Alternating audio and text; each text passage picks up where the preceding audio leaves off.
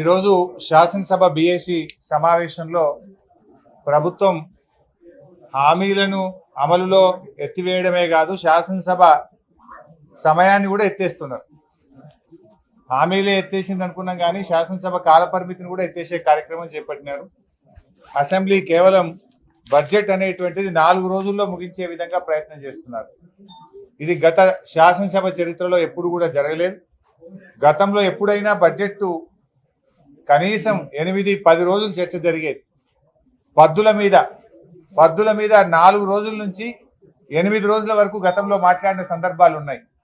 కానీ ఈసారి 2 రోజుల్లోనే పద్దుల మీద చర్చ పెట్టారు. మొత్తం డిమాండ్స్ 2 రోజుల్లో ఎట్లా మాట్లాడతారు? ఒక్కో రోజు 15-20 డిమాండ్లు ఒకటే రోజు మాట్లాడాలంట. దాని మీద ప్రవేశపెట్టుడు, చర్చ జరుగుడు, ప్రభుత్వం సమాధానం చెప్పుడు, దాన్ని ఆమోదించుడు. 15 డిమాండ్లు ఒక్కొక్క రోజు జరుగుతాయా? 2 రోజుల్లో మొత్తం డిమాండ్స్ మీద చర్చ జరగాలంటున్నారు. బడ్జెట్ మీద చర్చ, రిప్లై ఒకటే రోజు పూర్తి కావాలంటున్నారు. అప్రాప్రియేషన్ మీద ఒకటే రోజు ప్రవేశపెట్టడం, చర్చ జరగడం, సమాధానం చెప్పడం, పాస్ చేయడం. అంటే మొత్తంగా 4 రోజుల్లో బడ్జెట్ సమావేశాలు ముగించే ప్రయత్నం చేస్తున్నారు. అంటే కనీసం శాసనసభలో చర్చించడానికి కూడా ఈ ప్రభుత్వం సిద్ధంగా లేదు. ఇది చాలా దుర్మార్గమైనటువంటి విషయం. కేవలం గతంలో ఇదే కాంగ్రెస్ పార్టీ నాయకులు 10 రోజులైనా బడ్జెట్ సమావేశాలు, 12 రోజులైనా బడ్జెట్ సమావేశాలు, నెల పెట్టాలి, 30 రోజులు పెట్టాలని మాట్లాడింది. కానీ ఇప్పుడు 4 రోజులకు మొత్తం బడ్జెట్ చర్చను 4 రోజులకు కుదించేస్తున్నారు. ఇది అత్యంత బాధకరం, దుర్మార్గం. అదేవిధంగా మేము బీఆర్ఎస్ పార్టీ పక్షాన కనీసం 15 రోజులు బడ్జెట్ సమావేశాలు జరపాలని చెప్పి బీఏసీలో మేము డిమాండ్ చేయడం జరిగింది. అంతేకాకుండా మేము ప్రధానమైనటువంటి అంశాలు ఒక 9 అంశాలు ప్రభుత్వం ముందు మేము బీఏసీ సమావేశంలో పెట్టాం, స్పీకర్ గారి ముందు పెట్టాం. ముఖ్యంగా రేపు ఈ రాష్ట్రంలో రాష్ట్ర ప్రభుత్వం నిరుద్యోగ యువతీ యువకులకు చేసిన అన్యాయం, నిరుద్యోగుల పోరాటాన్ని అణిచివేస్తున్న తీరు, నిరుద్యోగుల మీద అక్రమంగా పెడుతున్న కేసులు, నిరుద్యోగ యువతీ యువకులను హాస్టళ్లలో చొరబడి వాళ్ళను కొడుతున్నటువంటి తీరు, అశోక్ నగర్ సెంట్రల్ లైబ్రరీలో దాడి చేసిన తీరు, ఈ యొక్క మొత్తం నిరుద్యోగ సమస్యలు, అదేవిధంగా జాబ్ క్యాలెండరు, గ్రూప్ 2, గ్రూప్ 3 ఉద్యోగాలకు పోస్టుల సంఖ్య పెంచడము, దీని మీద రేపు చర్చ పెట్టాలని చెప్పి బీఆర్ఎస్ పార్టీ తరఫున స్పీకర్ గారి ముందు ప్రతిపాదన పెట్టాం. రేపు నిరుద్యోగుల ఎజెండాను తప్పకుండా చేపట్టాలని, దీన్ని మీద చర్చ జరపాలని, ఈ రాష్ట్రంలో లక్షలాది మంది నిరుద్యోగ యువతీ యువకులను కాంగ్రెస్ పార్టీ మోసం చేసింది. మీరు ఆ రోజు వాళ్ళకు పంచరంగుల ప్రచారం చేసిండ్రు, కలలు చూపించిండ్రు, జాబ్ క్యాలెండర్ ఇస్తామని, 2 లక్షల ఉద్యోగాలు ఇస్తామని ఫుల్ పేజ్ అడ్వర్టైజ్మెంట్లు ఇచ్చి ఇవాళ వాళ్ళను రోడ్ల మీదకి తెచ్చినారు. వాళ్ళ మీద అక్రమ కేసులు పెడుతున్నారు. దాని మీద రేపు చర్చ జరగాలని చెప్పి బీఆర్ఎస్ పార్టీ పక్షాన బీఏసీలో చెప్పడం జరిగింది. సో వాళ్ళు పెడతారని ఆశిస్తున్నాం. కానీ ఏ విషయం స్పీకర్ గారు ఇవాళ నిర్ణయం తీసుకొని సాయంత్రం కల్లా రేపు ఏ అంశాన్ని చేపడతామనేది చెప్తామని చెప్పారు. కానీ ప్రధాన ప్రతిపక్షంగా ఇవాళ నిరుద్యోగుల సమస్య మీదనే రేపు చర్చ జరపాలని చెప్పి మేము గట్టిగా డిమాండ్ చేశాం. ఎందుకంటే మొన్న గవర్నర్ గారికి కూడా నిరుద్యోగుల సమస్యల మీద బీఆర్ఎస్ పార్టీ పక్షాన గవర్నర్ గారి దృష్టికి కూడా తీసుకుపోయాం.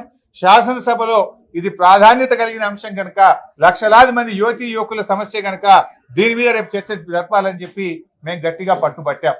ఇవి కాకుండా మరో 8 సమస్యలు కూడా ప్రభుత్వం ముందు పెట్టాం. ఒకటి, రాష్ట్రంలో శాంతి భద్రతల నిర్వహణలో వైఫల్యం. ఈ ప్రభుత్వం వచ్చినాక రోజు మర్డర్లు జరుగుతూ ఉన్నాయి, రేపులు జరుగుతూ ఉన్నాయి, చైన్ స్నాచింగ్ పెరిగిపోయింది, మొత్తం లా అండ్ ఆర్డర్ కుప్ప అయిపోయింది. పోలీసింగ్ వ్యవస్థ మొత్తం కూడా 10 ఏళ్ళు ఎంత అద్భుతంగా ఉండనో ఈ గవర్నమెంట్ వచ్చిన తర్వాత శాంతి భద్రతల నిర్వహణలో పూర్తిగా ఫెయిల్ అయిపోయింది. మొత్తం ఆధారాలతో సహా చర్చ పెట్టాలి. ఈ 6 నెలల కాలంలోనే ఎందుకు ఇంత జరిగింది, ఎక్కడ చూసినా ఇలా భయపడే పరిస్థితులు వచ్చినాయి. అందువల్ల దాని మీద చర్చ జరగాలని కూడా చెప్పాం. అదేవిధంగా చేనేత కార్మికుల ఆత్మహత్యలు, ప్రభుత్వం యొక్క నిర్లక్ష్య వైఖరి, చేనేత కార్మికుల విషయంలో చేనేత రంగాన్ని కాపాడడంలో ఈ ప్రభుత్వ నిర్లక్ష్య వైఖరి మీద చర్చ జరగాలని కూడా అడిగాం. అదేవిధంగా ఆ రోజు 6 గ్యారంటీలు 100 రోజుల్లో అమలు చేస్తామని బాండ్ పేపర్లు పంచారు. మొదటి శాసనసభలో చట్టబద్ధత తెస్తామని చెప్పారు. ఏమైంది మీ బాండ్ పేపరు, ఏమైంది మీ 6 గ్యారంటీలు? శాసనసభలో మీ చట్టబద్ధత ఏమైందో దాని మీద చర్చ పెట్టాలి, శాసనసభలో మాట్లాడదామని చెప్పి బీఆర్ఎస్ పార్టీ తరఫున ప్రతిపాదన పెట్టాం. అదేవిధంగా రైతు రుణమాఫీలో ఆంక్షలు పెట్టారు. ఇలా రైతులందరూ కూడా చాలా పరేషాన్ అవుతున్నారు. 1,00,000 లోపు రుణం ఉన్న ఇవాళ చాలా మందికి ఇవాళ రుణమాఫీ జరగలేదు.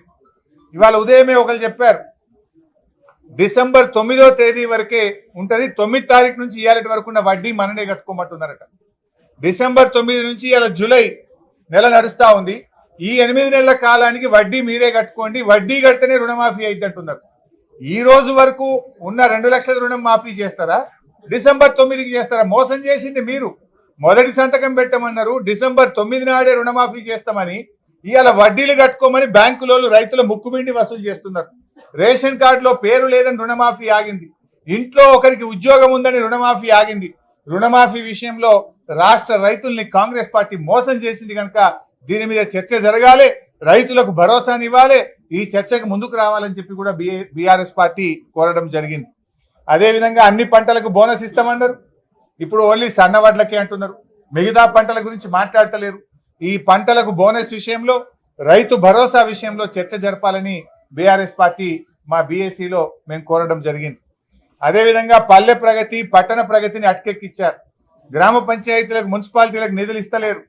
మొత్తం పారిశుధ్య నిర్వహణ ఎక్కడికక్కడ నిలిచిపోయింది. గ్రామాల్లో diarrhoea, malaria, dengue, viral fevers తో ప్రజలందరూ ఇబ్బంది పడుతున్నారు. హైదరాబాద్ లో ప్రతి 3 ఇంట్లకు ఒక ఇంట్లో జ్వరంతో బాధపడుతున్నారు. ప్రజలు కష్టాల్లో ఉన్నారు. ఇవాళ మొత్తం ఈ ప్రభుత్వం స్థానిక సంస్థల్ని నిర్వీర్యం చేసింది. ₹1 విడుదల చేస్తలేరు కనుక ఈ స్థానిక సంస్థలకు ఇవ్వాల్సిన నిధుల మీద పూర్తి స్థాయి చర్చ జరగాలి. స్థానిక సంస్థలు, మున్సిపాలిటీలు, గ్రామ పంచాయతీల్లో ప్రజా ఆరోగ్యం దెబ్బతింటుంది, దాని మీద మాట్లాడడానికి కూడా మేము కోరడం జరిగింది. ఇదే కాకుండా ఫీజు రియంబర్స్మెంట్, కాలేజీ పిల్లలకి ఇచ్చే ఫీజు రియంబర్స్మెంట్ ఈ గవర్నమెంట్ వచ్చిన 8 నెలల్లో ₹1 ఇయ్యలే. ఇలా పిల్లలు రోడ్డు మీద పడతా ఉన్నారు. పిల్లలకు ఇలా సర్టిఫికెట్లు ఇస్తలేరు కాలేజీలో. 8 నెలల్లో ₹1 ఫీజు రియంబర్స్మెంట్ ఇవ్వకుండా మరి ఇలా విద్యార్థులను ఈ ప్రభుత్వం మోసం చేస్తా ఉంది, ఇబ్బంది పెడతా ఉంది కనుక ఫీజు రియంబర్స్మెంట్ మీద కూడా డిస్కస్ చేయాలని చెప్పాం. ఇక 9వ అంశానికి వస్తే, మరి గత ప్రభుత్వం మంజూరు చేసిన పనులన్నీ అర్ధాంతరంగా ఆపేశారు. ఆ పనులను కొనసాగించాలి, పెండింగ్ బిల్లులు విడుదల చేయాలి. అసంపూర్తిగా ఉన్న మన ఊరు మన బడి పనులు కానీ వివిధ కార్యక్రమాలన్నీ కూడా మధ్యలో ఆపుతా ఉన్నారు. ప్రగతి అనేది ఒక కంటిన్యూస్ ప్రాసెస్, వాటిని పూర్తి చేయాలి, పెండింగ్ బిల్లులు విడుదల చేయాలి, అసంపూర్తిగా ఉన్న పనులన్నింటినీ కూడా పూర్తి చేయడానికి ప్రభుత్వం చర్యలు తీసుకునే దాని మీద కూడా చర్చ పెట్టాలని చెప్పి కోరాం. ఈ 9 అంశాల మీద కూడా శాసనసభలో మరి బీఆర్ఎస్ పార్టీ తరఫున మేము ప్రతిపాదించాం. వీటన్నిటి మీద కూడా ప్రభుత్వం ముందుకు రావాలని శాసనసభ స్పీకర్ గారిని, ప్రభుత్వాన్ని కూడా మేము కోరడం జరిగింది.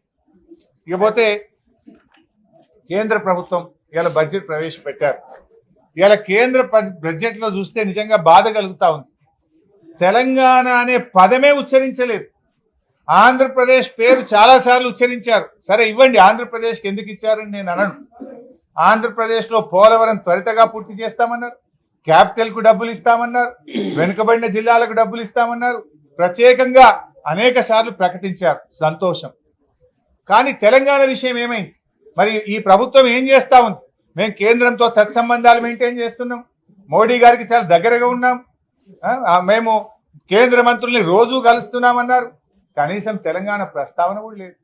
బీజేపీ, కాంగ్రెస్ ఇద్దరు కలిసి ఇవాళ తెలంగాణకు తీవ్రమైన అన్యాయం జరిగింది. తెలంగాణలో కూడా వెనుకబడిన జిల్లాలు ఉన్నాయి. రాష్ట్ర విభజన చట్టంలో తెలంగాణలోని 9 జిల్లాలు వెనుకబడిన జిల్లాలు ఉన్నాయి. మరి ఈరోజు రాయలసీమ, మీరు కొంత ఆంధ్రాలో వెనుకబడిన జిల్లాల గురించి కేంద్ర బడ్జెట్ లో మాట్లాడారు. తెలంగాణ వెనుకబడిన జిల్లాల గురించి ఎందుకు మాట్లాడలేదు? ఈ రాష్ట్రం నుంచి కేంద్రంలో మంత్రులుగా ఉన్న కిషన్ రెడ్డి గారు, బండి సంజయ్ గారు ఎందుకు చొరవ చూపడం లేదు అని నేను అడుగుతా ఉన్నా.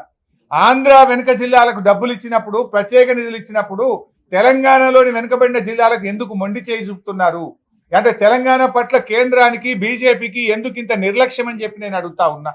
ఇలా మనకు జాతీయ ప్రాజెక్ట్ గురించి లేదు. మా పాలమూరు ఎత్తిపోతల పథకానికి జాతీయ ప్రాజెక్ట్ ఇవ్వచ్చు కదా, ఎందుకు ఇవ్వట్లేదు? ఆంధ్రాకి ఇచ్చినప్పుడు మాకు కూడా ఒక జాతీయ ప్రాజెక్ట్ ఇవ్వాలి కదా. బయ్యారం ఉక్కు ఫ్యాక్టరీ గురించి ప్రస్తావన లేదు, వరంగల్ కోచ్ ఫ్యాక్టరీ గురించి ప్రస్తావన లేదు. తెలంగాణకు ఓవరాల్ గా గుండు సున్నా ఇచ్చింది. కేంద్ర ప్రభుత్వం ఈ రోజు పెట్టిన బడ్జెట్ లో తెలంగాణకు మొండి చేయి చూపించింది. మొత్తంగా ఇచ్చింది ఏమన్నా ఉంటే గుండు సున్నా తప్ప ఏమి లేదు. తెలంగాణకు బీజేపీ ప్రభుత్వం తీరని అన్యాయం చేయడం జరిగింది. ఇది మరి తెలంగాణ నుంచి ఉన్న 8 మంది ఎంపీలు, ఇవాళ బీజేపీ ఎంపీలు దీని మీద కేంద్రం మీద ఒత్తిడి తేవాలి. ఈ రాష్ట్రం నుంచి కేంద్రంలో ఉన్న మంత్రులు తెలంగాణకు జరిగిన అన్యాయం మీద స్పందించి ఈ రాష్ట్రానికి నిధుల్లో వాటా దేవాలని చెప్పి బీఆర్ఎస్ పార్టీ డిమాండ్ చేస్తుంది.